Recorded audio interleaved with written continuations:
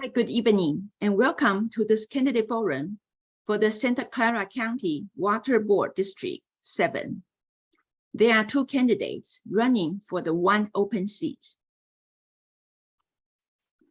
My name is Sophia Cao, the president of the League of Women Voters Southwest Santa Clara Valley, which covers the cities of Los Gatos, Saratoga, Montecito, Campbell, and a small segment of West San Jose.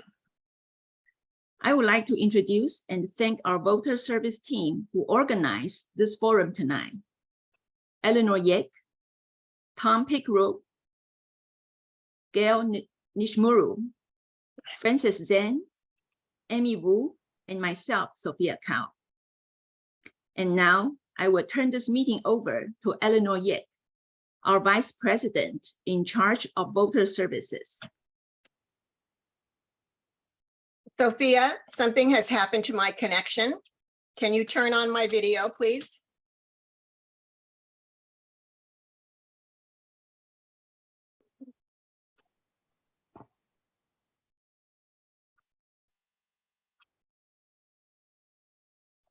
Go ahead, Eleanor. Thank you. I do not have my video, but I will go ahead. Good evening. Thank you, Sophia.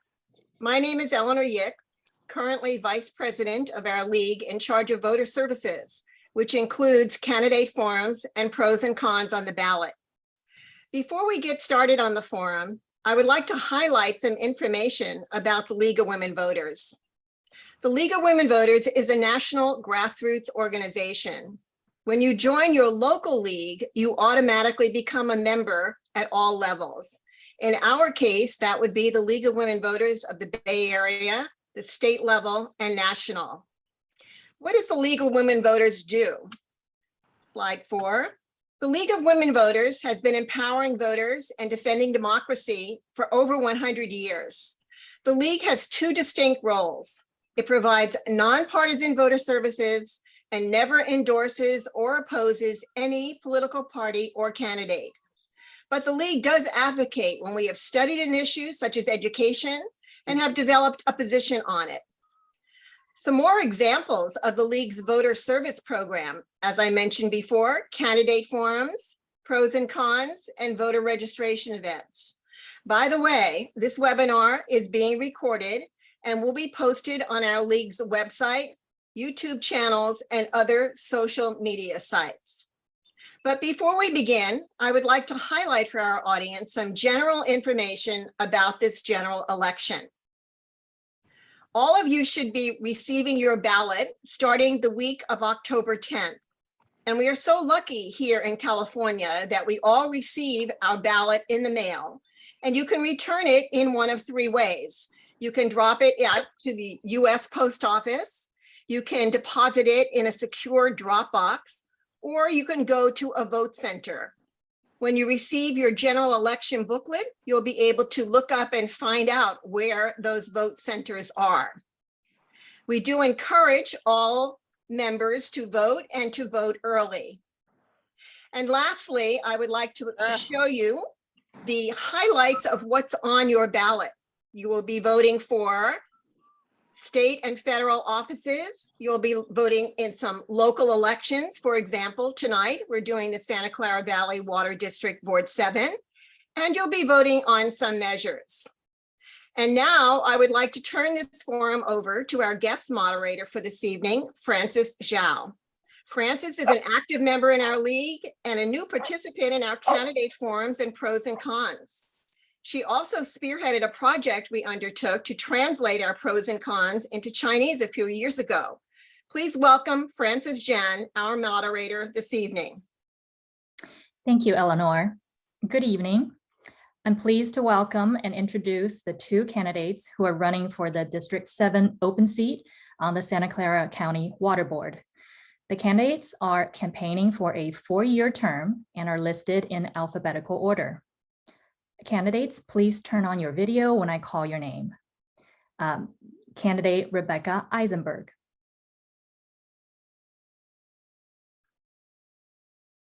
Thank you.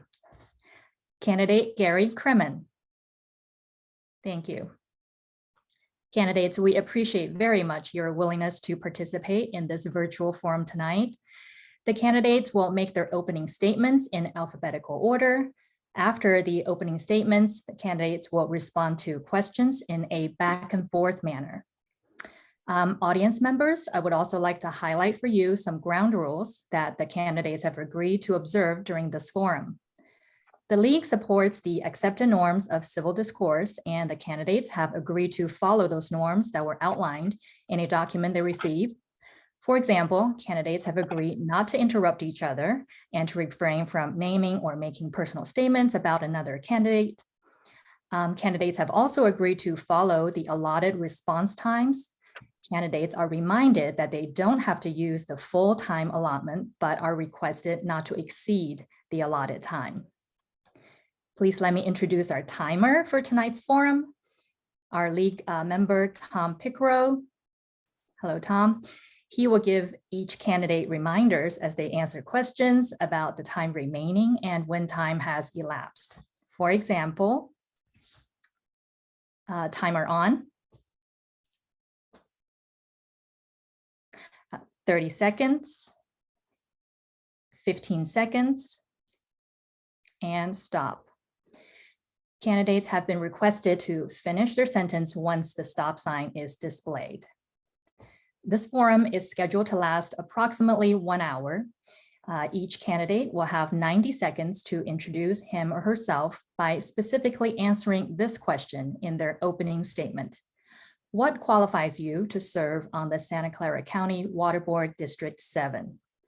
After the opening statements, candidates will have 60 seconds to answer subsequent questions, which have been submitted through the registration process, obtained from social media, or developed by League members.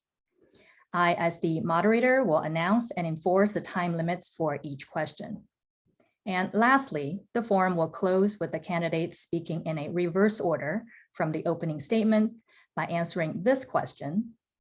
What question do you wish you had been asked tonight? Why? And how would you have responded? Candidates will have 90 seconds to respond. Okay, now let's begin. Again, we'll start with each candidate's opening statement responding to this question. What specifically qualifies you to serve on the Santa Clara County Water Board District 7? Candidates will have 90 seconds to respond and will speak in alphabetical order, starting with candidate Rebecca Eisenberg. Hi, my name is Rebecca Eisenberg, and I am running to be your next representative for District 7 of Santa Clara Valley Water District. As you know, the Santa Clara Valley Water District manages an approximately $1 billion, but up to $10 billion budget in order to provide affordable and clean water to all 2 million of Santa Clara County residents. I am the woman for this job. I have 30 years of experience working with some of working on teams of some of Silicon Valley's most successful companies, including PayPal, Trulia, Flip Video, and Reddit. In those capacities, I helped manage billion-dollar budgets. I worked on huge transactions, and I brought prosperity and even housing to thousands of workers. I will bring those skills and my experience in managing risk and reward, as well as my sustainable mentality and philosophy, to Santa Clara Valley Water District. It is not the drought that causes our problem. It is failure to manage our existing resources responsibly. As we are experiencing more and more rate hikes on our bills, we are depleting our resources. I will bring sustainable water management to all of us and therefore lower our water bills. I can't wait to tell you more. Thank you so much. Thank you. Next, candidate Gary Kremen. Hello, my name is Gary Kremen. I want to thank you for the invitation and thank you for spending your time. And I've been honored to serve in the last 8 years communities like Los Gatos and Monte Sereno and Palo Alto and Los Altos and the rest of the Area 7. Accomplishments that I've done to date include things like I battled my first year in entrenched corruption, got rid of the CEO who was giving no bid contracts to cronies. And then when we were able to get rid of him, I was the deciding 4-3 vote to hire the district's first woman CEO and the first Asian American and the first Asian American woman CEO of a major water district in the country. And when she retired, I was actually the deciding vote to hire the first African American CEO in the country. I've jump-started Palo Alto's flood control efforts after 19-year stall.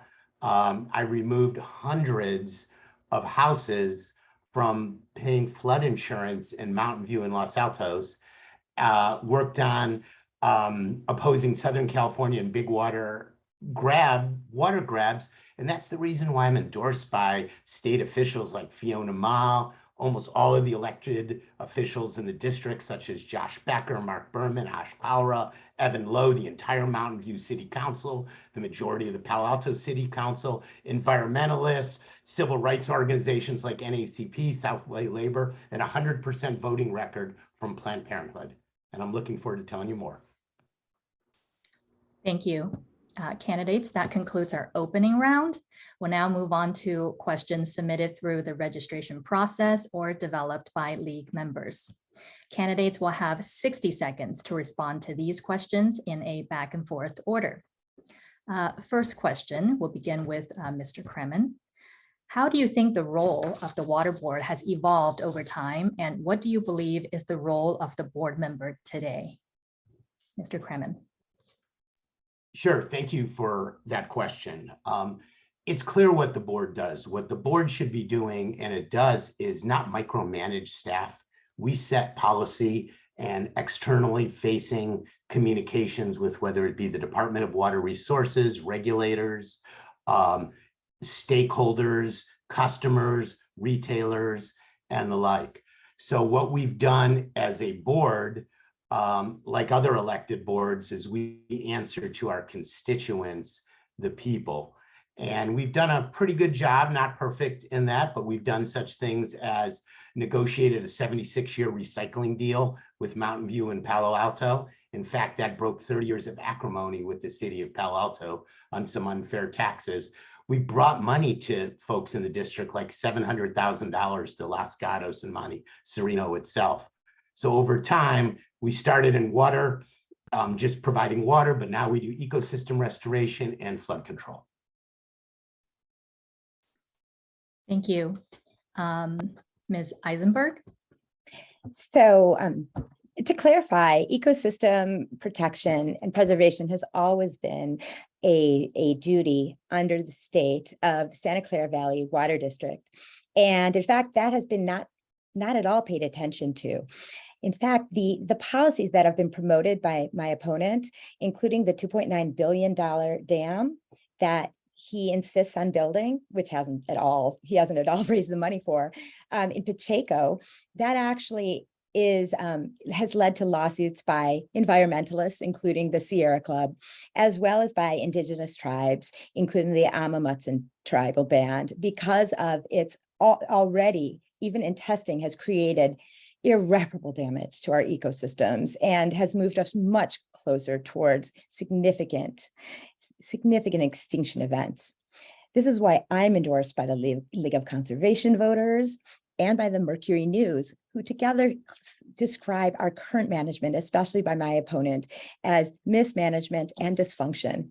I will bring responsible management to these roles. Thank you.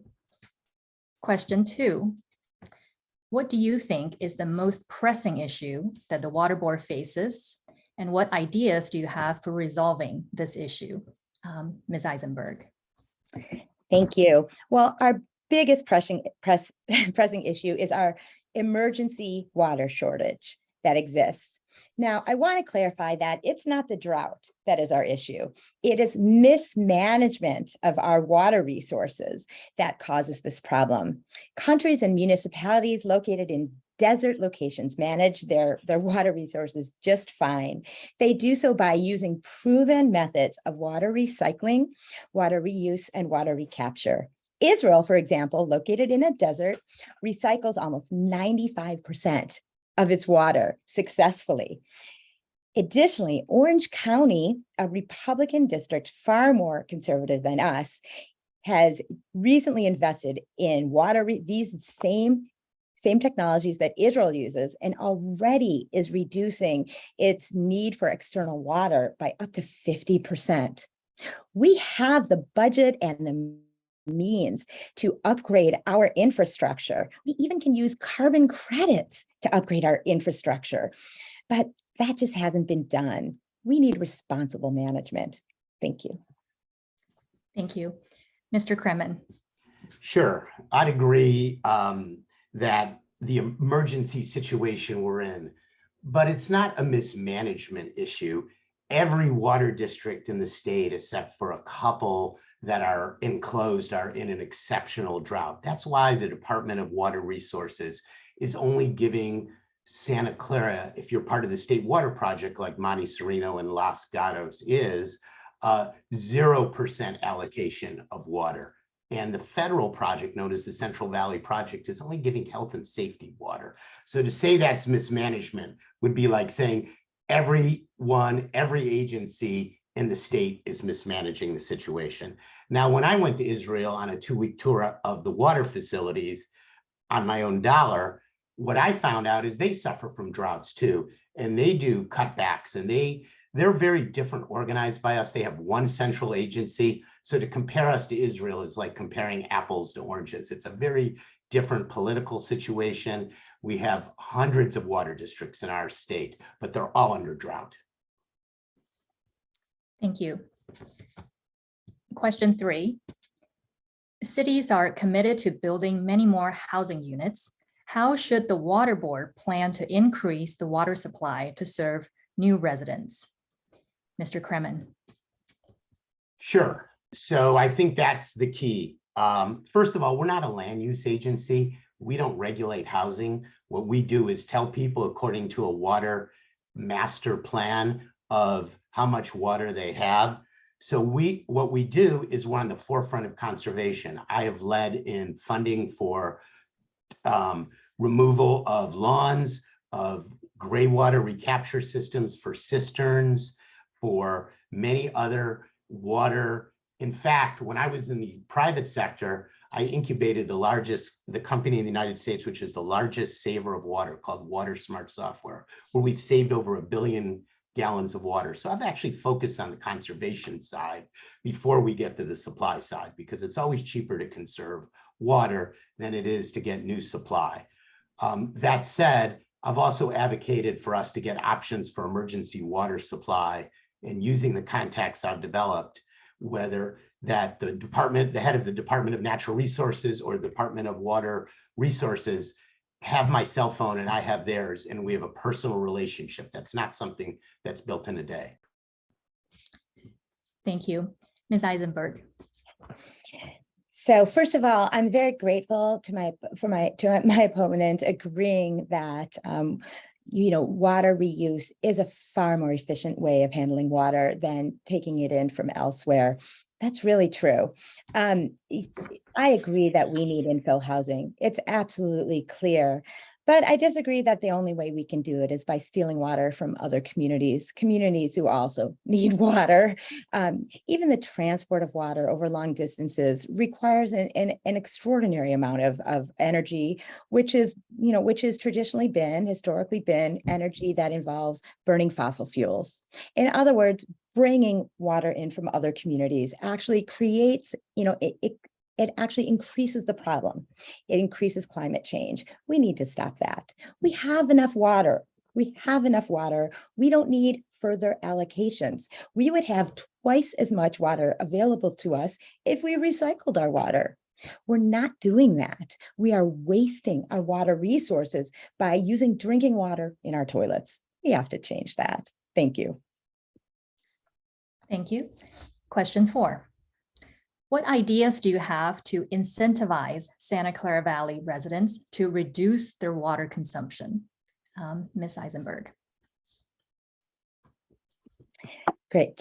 So there are a lot of ways to reduce water consumption. My first approach, again, is for having the district pay through grants from the Inflation Reduction Act, through grants potentially from carbon credits to grants from last year's Infrastructure Act, to have the district pay to upgrade our infrastructure to current standards that enable recycling. That alone will greatly reduce our use. We also need to give our users meters. We have to give them meters. This also can be paid for through a huge number of federal and state grants. Our residents aren't even able to know if they have a water leak until a month and a half after the costs and the waste has added up. Providing meters is such low-hanging fruit. There's no excuse not to do it. We're the wholesaler, but as I know from the many wholesaler agreements I've negotiated and written, you can require things of retailers. Thanks. Thank you. Mr. Kremen. Yeah, thank you for that question. The number one incentivification, if that is a word, and I'm a believer in carrot before stick, is paying people, like we said, turf removal, gray water systems, training for gardeners, outreach, education, both for residents and commercial and industrial customers. Actually, staff does excellent work. I mean, we've given out over $1 million around in District 7 just for rebates. One of the things I've done is the only recycling deal we have is I personally negotiated that with the mayor of Palo Alto. A 76-year deal that pays them more for wastewater than any other agency in the state has ever done. And I'm not familiar with anyone that doesn't have a meter. This isn't Sacramento. All the retailers require meters. Even if you have a well, you're checked on your electric usage. So I think everyone has a meter. Now I've actually funded AMI, automatic meter reading infrastructures. And I'm proud to say the water district I spent 4 years on is 100% automatic meter infrastructure. Thank you.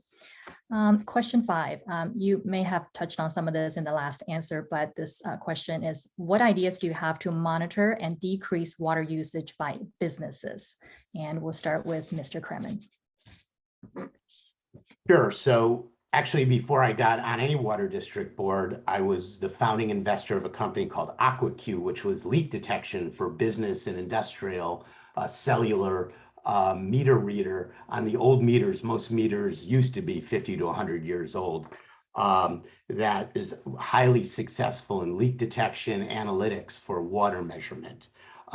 Number 2 is I co-led getting an ordinance that stopped businesses and industrial users, both commercial and industrial, from putting ornamental landscaping and ornamental fixtures, and it has to be completely functional. So it all comes back to conservation and knowledge. And the number 3 thing is kind of what I call praise and shame, what WaterSmart software does, which is reward those, compare them, just like you see in your PG&E bill or your Palo Alto utility bill, that compares you to your neighbors. It's behavioral economics. It works well. Thank you. Ms. Eisenberg?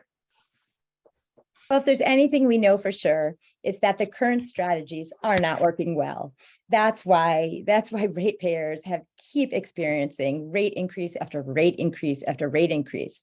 I guess there are meters available, but literally hundreds of thousands of people have written into newspapers begging for them. So, and I love those ideas that my opponent stated, but none of them have been implemented and certainly not paid for by the district.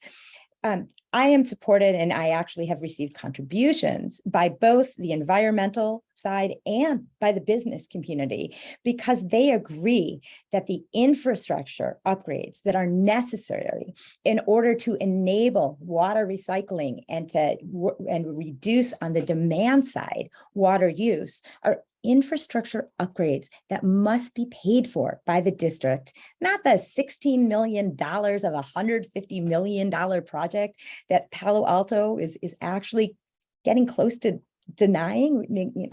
We need the district to pay for all of this. Thanks. Thank you.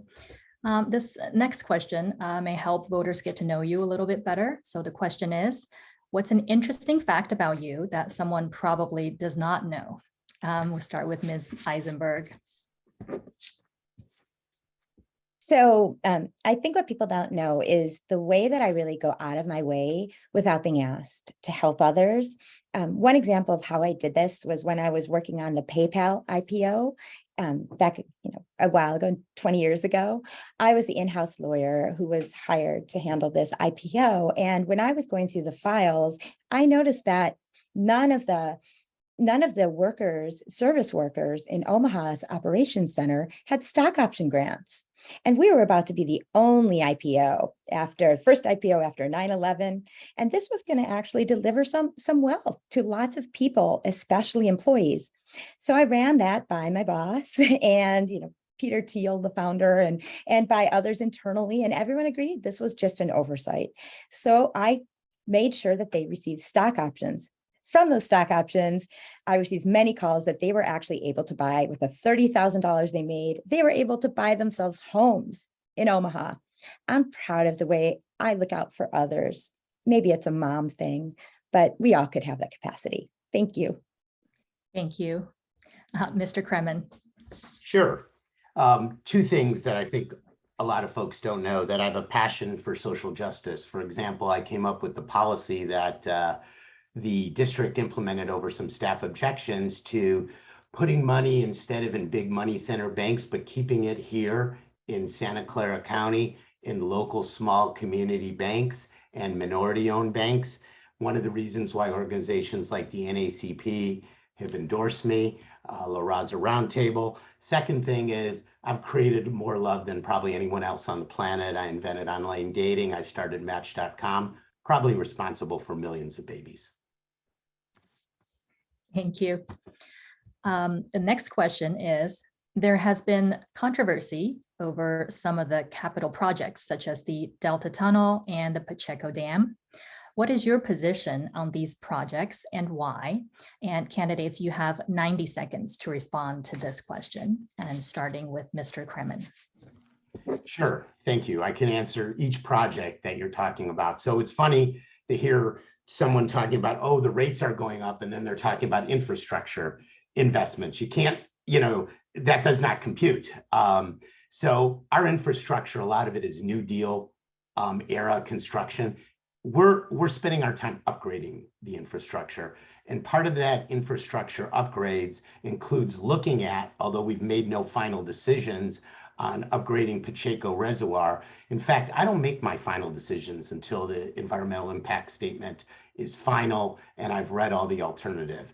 Right now, we're just studying that project. In fact, that's a project that, now if you look at objectively, there was 20 plus agencies that applied for money, and we scored, Valley Water scored #1 of everything in the state on that project, because they saw that that's a project that helps disadvantaged communities in the Pajaro, helps the threatened South Central steelhead, climate change adaptation. But that all said, those all sound great, but one doesn't make decisions as an elected official. And I've been an elected official, sole person here who's been an elected official going on my 4th time on 2 different water districts, until you've read all the environmental documents, and the same until they're final. And the same is true of the tunnel project. The project I ran against, the tunnel project, I learned a little bit more, and then I came out for a much smaller project. In fact, the governor called us and said, go for 2 tunnels. And I led the district in saying, no, we need a smaller project because we have to balance rates and social justice and equity. Thank you. Thank you. Ms. Eisenberg. So I am profoundly opposed to this tunnel and especially to the dam that was referenced. And I am not alone in this. This dam already is in litigation. Both the Sierra Club and tribal bands, specifically the Amamutsan tribal band, already has sued Valley Water because of the devastating environmental impacts and the destruction of sacred indigenous grounds that this project is doing. And it's funny, even though the environmental review process has barely begun, this destruction is happening now. Every day as we speak, under my opponent's direction, workers are drilling and they're knocking things down down at Pacheco, and it is already causing significant harm to vulnerable ecosystems. That's why there was another lawsuit filed earlier this week by yet another environmental group based on my opponent's existing policies, which harm the environment, which harm ecosystems. These are terrible ideas and they create costs. Now, how does the district pay? There's $1 trillion of carbon credits chasing sustainable projects. This money is not available to destructive projects like dams and tunnels, but it is available to sustainable projects like recycling and regeneration. There's more money than we need without charging users anything. Thanks. Thanks. Candidates, just a quick reminder to please remember to observe the ground rules by refraining from naming candidates or even mentioning opponents. Thank you. Let's move on to the next question. For the long term, recycling, desalinization, additional water storage, etc., are being investigated by other water districts for sustaining the water supply. What are your feelings on these possible solutions, and do you recommend any others? We'll start with Ms. Eisenberg. Thanks. This is my jam. These solutions are already in place. They are already being used.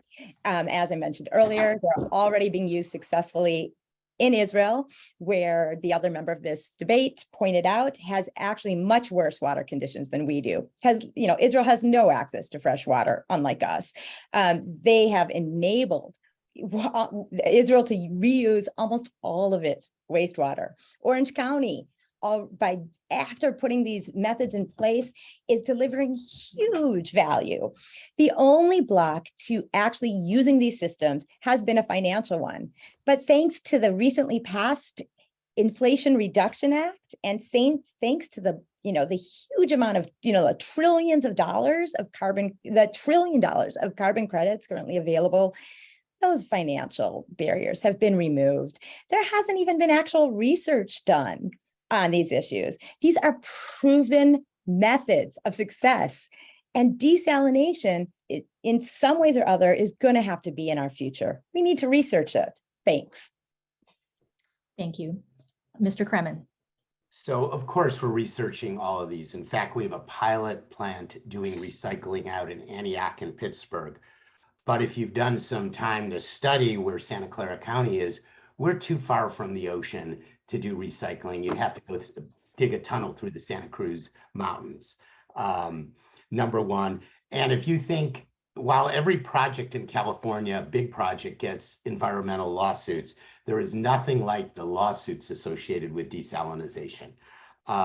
We would look at it if we were closer to the coast, or if it didn't hurt the ecosystem to grab water from the bay, which it's too shallow. Yeah. We are pursuing recycling. In fact, as I've mentioned before, I led the only successful recycling contract that we've had in the last 20 years, the negotiation of it, the 76-year deal. But you also have to put equity involved. And recycling and desalinization are 4 times the cost of projects like the tunnel. So it's easy to sit in affluent communities, but we represent the whole county, and social justice and equity and affordability is critical. Thank you. Next question. Significant flooding events are projected to be more likely by the National Oceanic and Atmospheric Administration as a consequence of climate change. How do you propose planning for this? Mr. Kremen. Well, I've done more than planning. I've actually done something about flooding. San Francisco Creek, the creek that caused folks in East Palo Alto to be taken off their house with helicopters, closing 101 for 3 days, tens of dozens of houses in Palo Alto flooding. I got that construction going after a 19-year of folks chasing their tail. I mean, there might have been some regulatory barriers, but I helped break through those barriers. So that's number one. Number two, I, with the majority of the board, spearheaded getting Anderson Dam, another thing where people were chasing their tails, to actually get construction going and get funding for that project.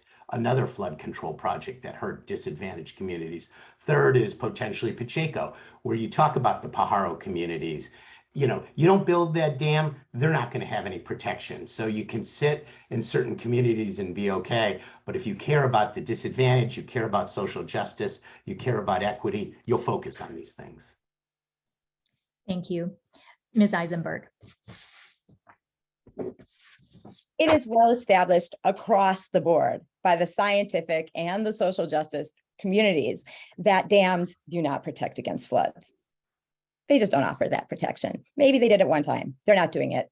That's why, again, the Sierra Club and the Ama Mutsun tribe has sued to stop this dam. If you read the Mercury News endorsement of me, it goes into great detail on this very project, because under my opponent's watch, who I have to mention because I'm asking you to kick him out and replace him with me, under his watch, the Valley Water District was informed of significant risks to Anderson Dam, starting as early as 2014-15, but it did nothing. Then in 2018, it rained a little bit too much and the dam flooded and 10,000 residents were displaced, leading to a whole lot of lawsuits, some of which were finally settled for approximately $100 million. This is not responsible preparation. Thanks. Again, please remember to refrain from mentioning opponents or other candidates. Next question. There is much talk in the media these days about the role of money in politics. Can you please share with us your estimated total expenditure for this campaign and your top 3 donors, both local and outside the community? And we'll start with Ms. Eisenberg. Thank you for asking that. So, you know, I'm a huge fan of campaign finance reform. I believe that we need to have limits, and I especially believe that candidates should not be able to fund their own campaigns, as has someone else right here, right now. Now, I had just started my fundraising because I was a very last minute addition to this race and then had to defend a challenge by somebody to my candidacy, which I succeeded in defending. And so I just started, and within the past 3 weeks, I've raised about $25,000 from other people, only some of which was disclosed in my statement ending September 24th. My current 3 biggest donors all are leaders in the sustainable business community. One of them is the founder of Prosper and also an executive at Solar City. Another is the founder of Terraformation, which is working on reforestation and regeneration. And the third is a philanthropist and executive who has really devoted a lot of his time and money to sustainability and environmental protection. Thank you. Mr. Kremen. Sure. So I actually don't agree that candidates can't put their own money in. And the value of candidates putting their own money in is it removes conflicts of interest. So maybe you don't run an expensive campaign like I'm not, so you're not going to have those issues. So the biggest donor is myself. And then after that, it's a couple unions of working women and men who've seen what I've done, including some of the unions at the Water District, who the folks there know that I've done a good job. So I haven't been at companies like PayPal, and Peter Thiel isn't a great friend of mine, that Republican anti-trans person who's against working women and men. So I think what I haven't taken is having 30% of my money coming from my former opponent, Larry Stone, like you did. And I'll let that go. All right, next question.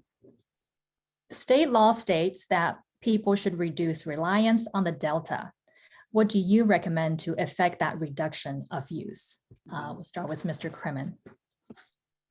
Sure. So the first thing that we're working on is recycling. Again, I keep bringing it up. We probably could get at best maybe 15 to 20% of our water use in our county from taking wastewater and turning it into drinkable water. Very expensive, but it's part of a portfolio approach, and we're doing that. That's number one. Number two is Water conservation is broadly defined, and I'd say we're about 20% there. It gets tougher and tougher because we've gotten a lot of the low-hanging fruit of the first folks who want to just take out their lawns because it's the right thing to do. Now we have to pay people. Eventually, hopefully, we're not going to have to use a stick, although under my leadership, we've started doing some stick of stopping people from watering on off days and other kind of real wasteful practice. But there's just X amount we can do under the law. And we're doing all we can, if not at that edge of what we're allowed to do legally. Thank you. Ms. Eisenberg. First of all, I want to say that my description of my donors is correct, and the other description is a falsehood. But what are we going to do about Delta Water? We need to stop our reliance on Delta Water, as our governor has instructed us, as our president expects us. With every drop we take from the Delta comes out of somebody else's drinking cup. That's not okay. By investing with the money that is available to us, money from the Inflation Reduction Act, money from our governor who wants us to do this, and money from last year's Infrastructure Act, as well as money from carbon credits, we don't need to steal someone else's water in order to fulfill our water needs. We can get there by better management of existing resources, as I keep bringing up, just like other counties like Orange County, which actually is less wealthy than us. We are the wealthiest county in the country. They have managed to reduce their need for external water by recycling the water we have. We can do that too, and we must. Thank you, candidates. Now we've arrived at our last question, which will also be your closing statement. What question do you wish you had been asked tonight, and why? How would you have responded? You have 90 seconds to respond, and we will go in a reverse order from the opening statement. So we'll begin with candidate Gary Kremen. Thank you very much. And by the way, thank everyone again for their time. There's a lot they could be doing on a Thursday night and being here. So I think the question that I would have loved to heard ask is not your qualifications, but why you want to run. And I think that's important. And why I want to run is to continue the work that I've done for the next 8 years, the social justice work, the work of protecting communities from flooding, from breaking down the 30 years of acrimony that the district and the city of Palo Alto has over an unfair tax, and ending a feud, negotiating a 76-year deal, getting a $484 million grant from the state, the Prop 1, scoring #1, getting money, discretionary money. And you have to remember, this is a board of 7 people, and they tend to be very San Jose focused to get it for places like Los Gatos and Monte Sereno that most of the board feels are full of affluent folks. In getting our fair share, I've been able to consistently get 4 votes when there's a challenge to get it for the affluent communities, because I'm able to actually work with others and get coalitions.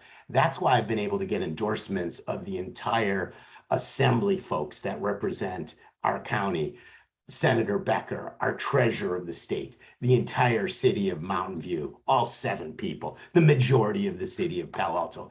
That's why elected officials, labor officials, environmentalists know that I've done a good job. Thank you. Thank you. Next, candidate Rebecca Eisenberg. I wish you would have asked us on our actual record in how well we got to get along with others, and our record of how much money we spent on getting other people elected. So when it comes to relationships with others, I've received amazing results as a manager, amazing feedback as a manager and as a team co-worker. While I have a history of the highest integrity, I don't use sticks. I negotiate for a living. I fundamentally believe that we all have more in common between us than we have different. I've had success working with diverse teams successfully that has created wealth, prosperity, and a better life for thousands of people. I haven't just tried, I've succeeded in doing these things, bringing housing to workers, bringing justice to people as a lawyer. Actions speak louder than words. And we have to look at records. I am prepared and ready to lead, and I greatly appreciate your support and vote. Thank you. Thank you very much, both candidates. We wish you well in your campaign and greatly respect your candidacy for this very important office. Thank you for participation tonight. Now I will turn it back to Eleanor Yick, our Voter Service Director, to close this forum. Thank you, Frances. Audience members and candidates, I would like to thank you again for your attendance. We hope our audience members have learned a lot tonight that will help you with your decision-making when you're voting. I also want to thank our voter service team who organized this forum. And again, we can't close any league event without mentioning voting again. We encourage everyone to vote on November 8th, hopefully before November 8th. And we want to also recommend that you consult with nonpartisan organizations that provide information about ballot measures and candidates. One that we strongly support is votersedge.org. This is produced by a team effort of the League of Women Voters and MapLight. You just enter your street address and your zip code, and you get a copy of your personal ballot. So you can see everything that's on there before you have to actually vote. You can find out information on candidates. You can find out information on campaign financing. So we recommend that everybody consult with that. And I hope our candidates tonight have entered the information onto Voters Edge, because it is a resource that many league members refer to. There are also other nonpartisan pamphlets that you can access, or sites you can access. They're listed here. Again, you have a lot of information that's available for you when you go to fill out your ballot. So again, thank you very much for our candidates tonight, for your participation. We wish you well in your campaign. Good night. That is the end of this forum. Remember, democracy is not a spectator sport. You have to participate. We also welcome you to join us and to join our league. We're also always looking for new members who want to participate in the democratic process. Good night.